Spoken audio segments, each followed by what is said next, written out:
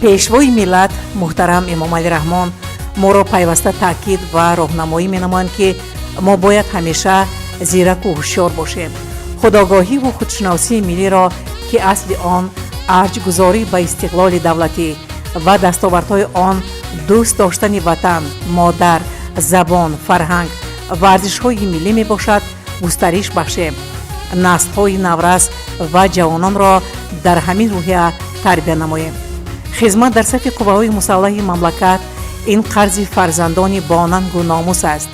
ҷалби ҷавонон ба корҳои сиёсиву ҷамъиятӣ барои устувор намудани рукнҳои давлатдорӣ баҳри ҳимояи марзу буми ватани азизамон ва ҷиҳати таъмини амнияти миллӣ аз таҳдиду хатарҳои замони муосир мебошад. бинобар ин барои арҷ гузоштан ба муқаддасоти олӣ, бедор намудани ҳисси ватандӯстӣ, баланд бардоштани маърифати ҳуқуқӣ ва даъвати ҷавонон ба хизмати ҳарбӣ дар доираи қонунгузорӣ амал намудан мувофиқи мақсад мебошад. тарбияи ҳарбии ҷавонон маҷмӯи тадбирҳое мебошанд, ки баҳри дар тафаккури онҳо ташаккул додани дарки масъулиятшиносии ҳимояи ватан, омодагӣ ба хизмати ҳарбӣ, тарбияи ҳисси ватандӯстӣ, ифтихор аз миллати худ ва қувваҳои мусаллаҳи кишвар, эҳтиром гузоштан ба таърихи меҳан ва ҳифзи манфиатҳои давлатдорӣ равона шуданд. хизмати ҷавонон дар сафи қувваҳои мусаллаҳ масъулияти баландро тақазо менамояд.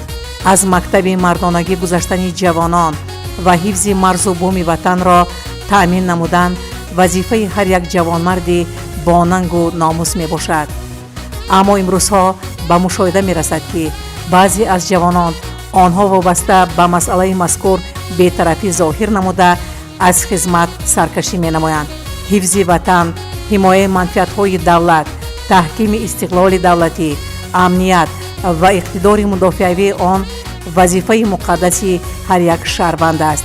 инчунин муносибатҳои иҷрои ӯҳдадории ҳарбӣ ва хизмати ҳарбии шаҳрвандон тибқи моддаи 43 Конститутсияи Ҷумҳурии Тоҷикистон ва Қонуни Ҷумҳурии Тоҷикистон дар бораи ӯҳдадории ҳарбӣ ва хизмати ҳарбӣ таъмин карда мешавад. ватан ва ватандӯстӣ барои ҳар як шахс ва миллат хеле азиз буда, ин ду мафҳум мазмуни хеле амиқ доранд. ватандӯстӣ муҳаббати шахс ба ватан, сарзамин ва халқ, ҳифз намудан аз душман ва ба манфиати миллат содиқона хизмат кардан мебошад. заминаи ҳуқуқи истилоҳи ватан аз Конститутсия ва Қонуни Ҷумҳурии Тоҷикистон дар бораи тарбияи ватандӯстии шаҳрвандон манша гирифта, ҳангоми онро ба забон овардан ҳисси масъулияти баланди шаҳрвандӣ дар вуҷуди ҷавонон шӯъла мезанад ва онҳоро эҳсоси нангини ҷавонмардӣ фаро мегирад. барои мисол, чунин ҳиссиёт ҳангоме ки ҷавонон дар чорабиниҳои варзишии байналмилалӣ ширкат карда ҷои намоёнро ишғол менамоянд, дар он сурат парчами давлатӣ бардошта мешавад ва суруди миллии ҷумҳурии Тоҷикистон садо медиҳад. чунин ҳиссиёт бедор мешавад. аз ин рӯ ватандорӣ ифтихори ҳар як тоҷикистонӣ буда сарвати бебаҳо мебошад ва моро зарур аст, ки ба қадри тинҷиву оромӣ, суботу амнияти миллӣ бирасем. вақте ки мо калимаи ватанро ба забон меорем, модари азизамон пеши назар меояд, чунки модар моро ба дунёи ҳастӣ оварда забони модарӣ, худшиносию худогоҳӣ ва ҳуввияти миллӣ ба мо омӯзонда тарбия менамояд. модар барои ҳар инсон азизтарин шахс аст ва бесабаб нест, ки муқаддастарин мафҳум, яъне ватанро бо мафҳуми модар ҳаммаъно донистанд. ин ду мафҳум барои ҳар як инсони соҳиби ватан арзишу манзилати хоса дорад. агар тамоми неъмати дунё аз байн биравад, ба шарте ки зан дар саҳнаи ҳаёт вуҷуд дошта бошад, зиндагӣ боз ҳам қобили таҳаммул аст. зан барои башарият аз олитарин неъматҳои офаридгор аст. ӯ шабу рӯз нигаҳбони ҳаёту созандаи шахсият аст. бинобар ин офаридгор ба зан зебоӣ, иффат, дилрабоӣ, шуҷоат, садоқату ҳунармандӣ, наслу офарӣ, меҳру муҳаббат ва тарбиятдиҳандагиро эҳдо кардааст و به همین وسیله پیشوای ملت قید می نمایند که جامعه‌ای که به زن مادر غمخواری می نماید به آینده خودش غمخواری می کند. دولتی که نسبت به مادر این سرچشمه حیات و بقای نسل انسان بی‌پروا باشد آینده خود را از دست می دهد. مادری تاجیک است که فرزندانی فرزانه و باننگ و ناموس، چهره‌های ماندگار، قهرمانان، عالمان، شاعران و مردان دلیر و شجاع را به دنیا آورده است و جوانان امروزه باید پیروان آنها شوند. وقتی که ما درباره خودشناسی، خودآگاهی، هویت ملی، زیرکی سیاسی و ساخت مأموری و حدود وطن سخن میگوییم، پیش از همه حفظ وطن پیش نظر میآید که پیشوای ملت به مورد قید نمودند. برای نسل نورس یکی از مهمترین مکتب آب و تاب حیات خدمت در صف قوه‌های مسلحه مملکت است. محض در همین جا جوان پسران مکتب شجاعت و مردانگی را گذاشته مقدسترین ارزش حیات، دوست داشتن و صادقانه محافظت کردن خاک پاک وطن عزیز را یاد می‌گیرند. خدمت به خلق و ملت وظیفه هر یک ما می باشد. هر یک جوانی که در سرزمین بیشتاسای تاجیکستان زندگی می نماید خدمت مادر وطن را سربلندانه باید ادا نماید. خدمت به وطن شرف بوده آن جوانان را قوی اراده و مرد کامل می گرداند. از شامل شوی به هر گونه گروه های اکستریمیستی و تروریستی پیشگیری می نماید. مردانگی و شجاعتمندی نشانی جوانمردی بوده. جوانانی که وطن، زبان و مادر خود را دوست می دارند و احترام می نمایند عهده‌دارند که با مسئولیت بلند وطن دوستی در صف قوه‌های مسلح خدمت نمایند. روز و شبها داغگویتان مادران، چشم بر راه دشوارتان دلبران، بر سری کتفتان نوربار اختران، بلکه بر دوشتان بار هفت آسمان. افسران افسران مرد صف افسران، بهر جان وطن جان به کف افسران. از دل بیقرار شما برقرار است مرز وطن، دست بر دستتان داده و پایدار است مرز وطن. مرز ناموس و عار است مرز وطن، استوار دو همچون خطی استوار است مرز وطن. افسران افسران مرد صف افسران، بهر جان وطن جان به کف افسران.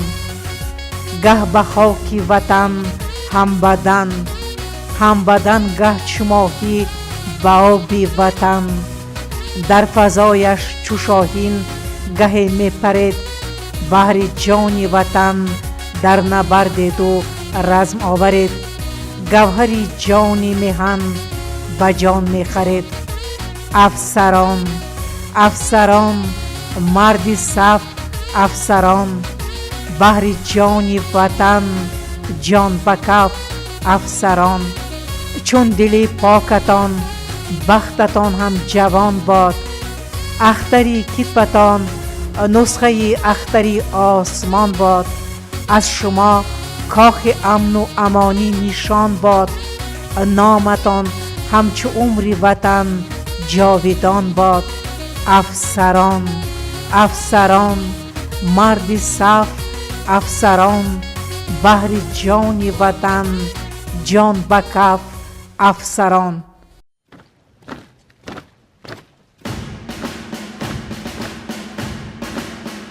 پاسبان سرزمین باستان مایه، پاسبان هر در و هر آستان مایه،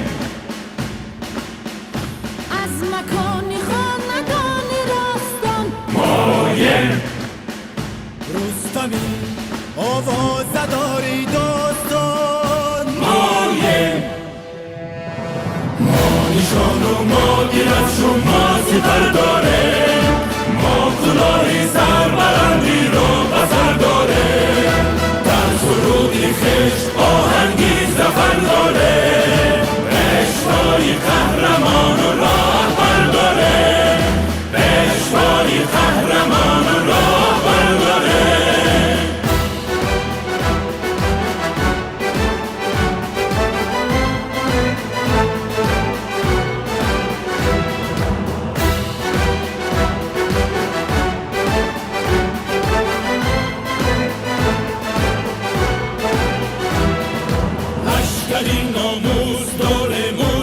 شاهینان سنگی ما سرباز تابد کوهی تو سرهنگ سنگری اقبال ما را ساختن از سنگ صلح را ما هیچ سازیم از وبای جنگ از وبای جنگ ما نشان و ما درفشون ما سپر داره ما کلاهی سربلندی را بسر داره در سرودی خشت آهنگی زفر داره پیشوای قهرمان و راهبر داره پیشوای قهرمان و راهبر داره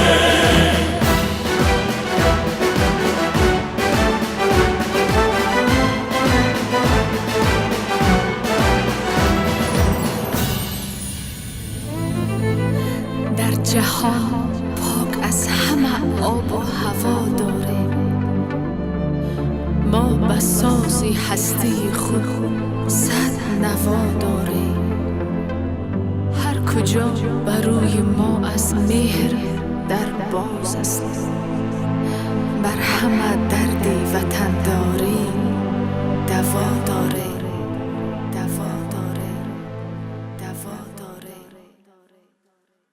پاسبانی سرزمینی باستان مایم پاسبانی هر در و هر آستان مایم از مکانی خاندانی راستان مایم رستمی آوازداری داستان مایم ما نشان و ما درفشون ما